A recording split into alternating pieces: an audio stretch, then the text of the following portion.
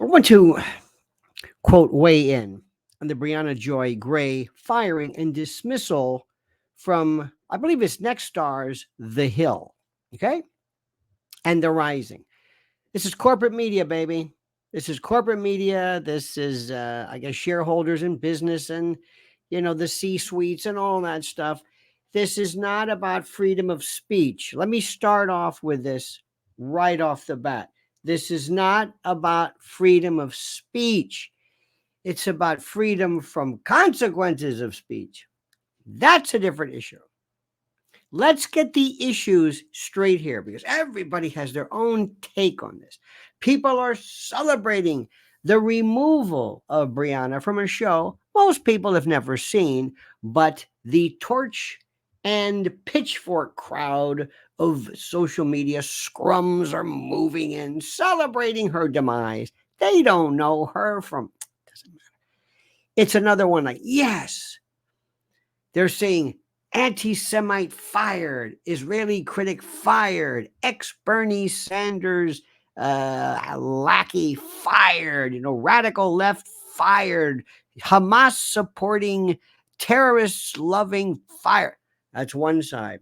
The other side, free speech advocate, Palestinian supporter, anti Zionism. So it depends upon your frame of reference. Point number one. What happened? She was fired.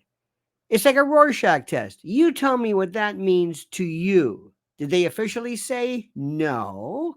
But she was fired abruptly after the interview I'm going to show you, which you've seen a million times. But let's let's make sure, rather, we got our critical analysis and critical thinking and our issues, all right, lined up straight. Let's look at this lawyerly. Let's look at this as an indictment, as a charging instrument. Let's look at the gravamen of what happened.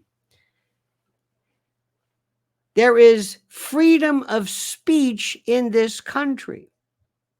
In some cases, with the exception of President Trump, with gag orders, for the most part, you can pretty much say whatever you want and they won't come pounding on your door in the middle of the night and take you away. Now, I can't say that about civil litigation. I can't say that. We'll get to this because you see, what they're going to do next is they're going to say that Briahna was involved in denial.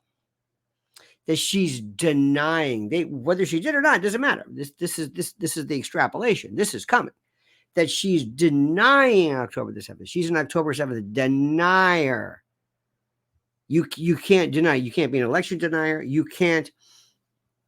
Alex Jones was a Sandy Hook denier. Used to say revisionist. Remember, Holocaust deniers were also called historical revisionists. Now, I got news for you. I'm a revisionist of everything. Tolstoy said history would be a wonderful thing if only it were true. So 99% of all history that we receive, 99%, is false. So we're revising it, okay? So the next point is, this is where it's going next. This is where it's going next. Because remember, it's not enough. The notion of lawfare, this idea of finding new ways to silence critics and to win elections, has nothing to do with maintaining the integrity of the First Amendment or the spirit of it. It's nothing to do with that. You've got to keep your eyes open and be dispassionate and say, this is where we're going. It's like watching a cancer, like watching a disease. It's like watching mold grow on bread. It's going here and it's going there. You just react. You don't say, should there be mold in the bread? Who left the bread out? Who's responsible? No, just point it out. Here's the mold and it's spreading. This is the cancer and it's spreading. Free speech is free. The consequences of what we're talking about, not the speech, the consequences. And if Briahna Joy Gray thinks that she can say anything she wants and maintain her job, you're crazy. Whoever thinks this, you're nuts. If you went on MSDNC and said, I think DEI is a cracker, you know what? I think affirmative action, I think, oh, you crazy lefty bastards, you'd be fired, as is their right. It's called continuity. In radio, we called it stationality. If you're in a country music station and you're playing Debbie Gibson's "You Light Up My Life," no, you have a right to play that. Go someplace else. Next rule, remember this. Kids, write this down. It's your Uncle Lenny here. Somebody called me Lenny one time. I know what I'm talking about. Pick the hill you want to die on. If this really means something to you, if this really, really means something to you, whatever the issue is, and we're getting to the clip, so don't just stick with me now. I've got to say this. Then go and say it and die on it. Now, here's the issue. Briahna is speaking to a woman whose sister, relative died tragically, died, kidnapped, murdered, what have you, on October the 7th. Absolutely horrible. Nobody says, well, they had it coming. Nobody. I don't know of any. There might be some in some Hamas camps, but I don't hear. And Briahna, and I watch her and Breaking Points and all of the, I watch everything. And she never said that. Okay? But there are some indications. So you've got to understand the background that Max Blumenthal and Aaron Mate and others have detailed that call into question the veracity and the sourcing and the actual evidence involving a lot or some or certain incidents of these October the 7th atrocities based upon what others believe to be a lack of proof. But that's over there. But understand something. If you don't know this, you're going to think, how can anybody deny this? There are people questioning what happened on October the 7th, okay? Far more who, and I am not a scholar on this. I'm telling you, this is what people are saying. Do you hear what I'm saying? This is what people are saying. You got that? Good. Now, let's move on. One more phrase, and then we'll go to the clip. F. Scott Fitzgerald said one time that little lies are hard to keep quiet, keep secret, but big lies are easy because of our incredulity. Rephrased, when somebody makes a claim that let's assume is horrific, October the 7th, claims involving the Gilgo Beach murderer here on Long Island, things that involve a story incident that involves stories that are horrible. For you to call into question the veracity of the story alleging horror makes you seem like an animal. Because remember, little lies are hard to keep secret, but big lies are easy because of our incredulity. Not our incredulity in terms of the story, but our inability to focus with the horror. Okay, here is the moment in question, okay? This is it. This is the interview. This was at the very end. Now, this is Briahna's "I'm listening to you" face. The woman on the right is her sister, I believe, relative, was killed tragically. She's speaking out regarding Hamas. And Briahna was absolutely perfect, as one could be throughout the interview. Just listening. It's at this very last second when the guest gets this little, I don't want to say dig, but a clear reference to Briahna, where the eye rolling and the subsequent termination occur. Thank you. Me too. And I really hope that you specifically will believe women when they say that they got hurt. All right. Thanks for joining. Stick around. More Rising coming. Okay. Thank you. Now, let me say something. This is the point. We're going to watch this again. Okay. They're making it sound, and this is almost like we're doing a kind of a Zapruder breakdown back into the left here, but they're making it sound as though she's rolling her eyes at the woman's story, her pain, her allegation. No, that's not what happened. Briahna is rolling her eyes because the guest says, and one more thing, Briahna, I hope you pay attention and you believe women, kind of like that. I don't want to say me too. I don't even want to describe, but But you remember the same argument that we have to believe victims, we have to believe people, we have to believe. This was meant to her. It's not about the event of October the 7th. This was a personal, I don't want to say a dig or attack, but this was something which references Briahna and not necessarily the issue of October the 7th. Me too. And I really hope that you specifically will believe women when they say that they got hurt. All right. Thanks for joining. Stick around. More Rising coming. Now you. Thank you. Me too. Now you specifically, that's what got her upset. That's what got her upset. Not the fact that she's pro-Israel, not the fact that she's pro-Hamas. None of that. I mean, she could be, or whatever. Briahna, no. Or that the guest was pro-Israel. That's not it. Briahna is clearly, as is a lot of people. Her political and her ideological aspects are very, very well known. Nothing wrong with that. It's this moment. Now, kids, listen to me, okay? Listen to Uncle Lenny here. I worked years ago with a guy named Bob Grant. Bob Grant was one of the fathers, if not the paterfamilias in some respects, of American conservative talk radio. He was the firebrand. This guy was he was something. Great guy, great friend. This is when I worked at WABC with Rush Limbaugh and Bob Grant, and it was just incredible. Bob Grant for years drove people nuts. And the particular regime, if you will, WABC, was tolerant. It was the number one, in the glory days, it was the number one talk radio station, maybe in the world, in the nation. It was the best. Not what it is now. It's a different world. But then it was. And one of the reasons why management stood up for you, management said, well, that's the way it is. We had Rush Limbaugh and Bob Grant and Bob Grant. Make a long story short, one day you had Uptown, ABC, corporate was saying, get rid of this guy. Well, you can't get rid of it. Radio was this little tiny pimple. ABC was looking at the wide world of sports, whatever the hell it was, the Olympics and variety. Who is this guy? We don't need him. Get rid of him. I've got these people. I'm going to lose sponsors. I've got this group and this group. And at that time, it was not NAACP, but it was whoever it was. They wanted him, Jesse Jackson, Al Sharpton. They wanted him fired.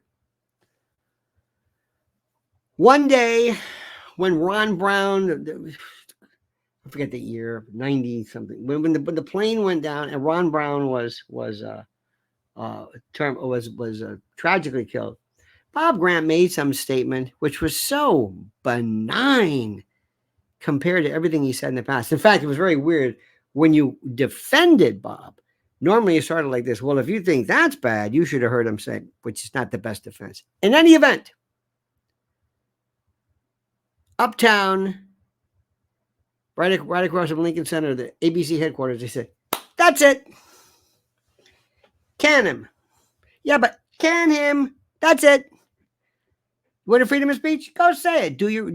This is before the internet, really. Go ahead and do it. Can him. They just waited. And the reason was like, it didn't matter. It was the tripwire. It was the straw that broke the camel's back. It was that one little, just give me one reason. Look at me funny. Show up late. Anything. That was this. I will bet, I've got no reason, but Nexstar is probably saying, who is this? They're getting pressure like you can't believe. They're hanging on. They've got news divisions nobody's watching. They got stuff. They've got bottom line. Listen, corporate doesn't have a soul, a heart, a brain. It's like a virus. It takes over things. It just spreads its DNA. And if you can't live with that, don't go into business. Don't be a part of this thing. Please don't go into, entertainment or any big concern. Same thing with Google. Google found out, oh, you think we're groovy, huh? Get out of here. You want to say this about Israel? Get out of here. This is corporate. This is bottom line. That's what the internet's for, to an extent.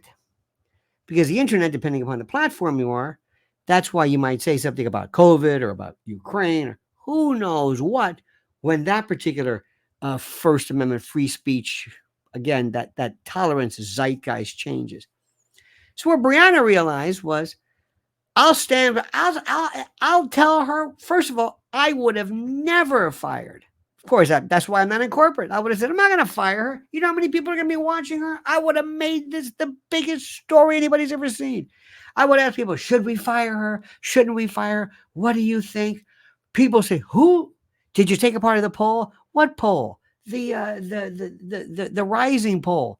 What the hell's a rising? You don't watch that? Hell, we've got Eric Clapton who watches Breaking Points and Max Blumenthal. This is another world. Nexstar, you think, would say, if, of course, some corporate guys making this say, and believe me, I understand the constraints, but I would have made this to be the biggest referendum. If you think Briahna Gray, call us, text 222 and get all these numbers, the emails, bank. I would make her to be the Rosa Parks, the Mahatma Gandhi, the you name it, the George Washington of free speech. But that's not the way they're saying it. They're saying it's the Israel lobby. It's AIPAC. It's this. Listen to me. I don't know I don't know where this came from, but if ever there was evidence that you needed of an effective and powerful and brilliant Israeli lobby, it's the fact that we're even questioning whether there's an Israeli lobby. That's how good they are. They're making you question the obvious. Yes, there's a lobby. The same way there's a Second Amendment lobby and a climate lobby and an LGBTQ lobby and an everything you want for it and a big pharma lobby. And come on, stop this once. Would you stop? Stop doing this. It's like asking the question, are there differences between men and women? Yes. Now, come on, stop it. And there's also a Palestinian lobby. Why is this even a concern? I don't know. I think realism, I hope, should lead the day. So the bottom line is simply this. Briahna Gray is going to do great in her world. I think Katie Halper was also with the Hill, purportedly fired because of her pro-Palestinian or anti-Israel. Take whatever you want, okay? And you're going to have people weighing in, and okay, fine. And after this is over, Briahna, there's another one. There's another one. There'll be another one. You'll be something. You'll say something somewhere, and you only take flack when you're over the target. And the only time anybody wants to can you is when you're doing a good job, when you're powerful, when you scare people, when you pose an existential threat to someone. So bottom line, she was rolling her eyes, not at death, not at a loss of life, but this particular guest accusations that Briahna showed a disinterest or a lack of concern or care for women who are the victim of sexual violence. That's what. And she has the right to roll her eyes. Now, she could have been more professional. Something like, a point of order, ma'am, I have never, ever made light of individuals or anybody who claims to be the victim of sexual abuse. And for all Briahna, she might herself have had either something personal or somebody in her family. Most women, I'm not saying have suffered what this woman's family suffered, but a lot of women are very hip to the idea of not being believed or the problems that exist when a woman claims sexual abuse and the like. Same thing for children, same thing. So yeah, she could have handled it a little smoother. She's got to work on that. You can't, this has come, you see, when you're in something for the longest time, and I saw this when I worked at WABC, we were on the 17th floor and Russia's people were down the street, down the hall, and we were in this end. And some of Russia's people, great people, I loved Rush to death, but some of his subordinates were like, oh, into this. I'll never forget, one time I was at it's a photocopier, and I look over, and one of Russia's people was crying. I said, oh, are you okay? And she turned to me with tears, literally. I don't mean this as an expression. I mean tears. She said, scorched earth, and walked off. And I thought, I'm not involved in that. I don't know. Scorched earth. Something happened. Liberals did something. She really was a believer. Okay. Sometimes when you're in, it's almost a cult. If you're in a religion, if you're in a political party, if you're even a part of, I'm sure Beatlemania had it. You hear what they said about Paul? You know, you really get into this. So when you take that certitude and that absolute strident absolutism and you go on the air. And by the way, the funniest, Milquetoast is Robbie, Brianna's now ex-partner. This guy has no opinion about anything. Robbie, microwaving kittens. Well, okay, Robbie, thank you very much. He's a libertarian, so you know what that means. Republican who wants to smoke dope. Always low-hanging fruit, obvious. Obvious. Nothing to, nobody's ever scratched your head with a libertarian and said, I wonder why freedom of speech means so much to them. In any event, so Brianna's going to do well. She is going to be here. If she goes on a speaking tour now, she's going to take this. She's going to use it every time and say, "I come on behalf of free speech and the pro-Palestinian." And she will be her stock has risen precipitously within that. And this is going to happen. But the bottom line is there is free speech, but there's no freedom from consequence. Remember, pick the hill you want to die on. But in this case, she didn't do anything wrong. Nope. They were just waiting. She said stuff before, but when she rolled her eyes, it was because of the direct accusation from this woman against woman to woman, claiming that Briahna, a woman, should listen to women who claim abuse and violence. That's all. Now that I've cleared that up, thank you for watching. Have a great and glorious day. Please subscribe to the channel. Please hit that little bell so you're notified of live streams and new videos. And whatever you do, I beg, beseech, implore, and importune you to comment as you see fit.